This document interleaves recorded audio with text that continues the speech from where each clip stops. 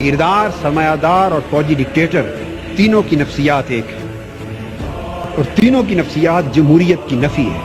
تینوں کی نفسیات جمہوریت کی نفی پر قائم ہے. جاگیردار اس کا براٹ اپ ایسے ماحول میں ہوا ہے، اس کی نفسیات نے نشو و نما ایسے ماحول میں پائی ہے کہ اس نے جس بیٹی کو پسند کیا اس کو اٹھا لیا. اسے قوم کی بیٹی کی عزت، اپنی بیٹی کی عزت دکھائی نہیں دیتی. جس نے سر اٹھایا اسی کی چوری کروا دی، اسی کو اغوا کروا دیا، قتل کروا دیا. وہ جاگیردار جس کی نفسیات اس ماحول میں بنی ہے، جب وہ پورے ملک کا اقتدار لیتا ہے تو وہ پورے ملک کو اپنی جاگیر کے طور پہ چلانا چاہتا ہے. سرمایہ دار اس کی نفسیات یہ ہے، وہ پورے ملک کو اپنی انڈسٹری کے طور پر اور فاؤنڈری کے طور پہ چلانا چاہتا ہے، پورے ملک کو انڈسٹری بنانا چاہتا ہے. اس لیے کہ سرمایہ دار نے پوری زندگی ایک ہی سبق سیکھا ہے، ایک ہی سبق سیکھا ہے کہ دنیا کا کوئی کام پیسے کے بغیر نہیں ہوتا اور کوئی کام ایسا نہیں جو پیسہ لگائیں تو ہو نہ سکے. ایک ہی اصول ہے اس میں، وہ ہر ایک کو خریدنا جانتا ہے.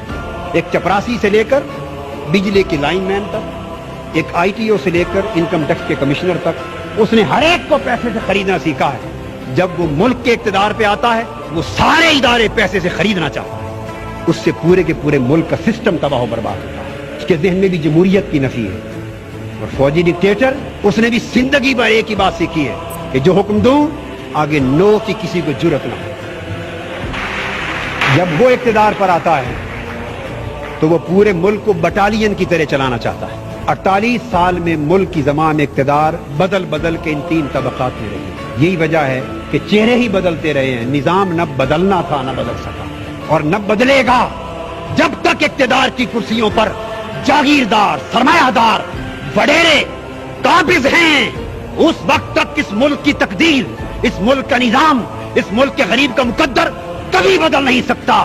اگر غریب کو اپنا مقدر بدلنا ہے تو اقتدار ان سے چھیننا ہوگا، ان ایوانوں سے ان کو نکالنا ہوگا. انقلاب نعروں سے بھی نہیں آئے گا. انقلاب خون مانگتا ہے، خون مانگتا ہے. انقلاب قربانیاں مانگتا ہے.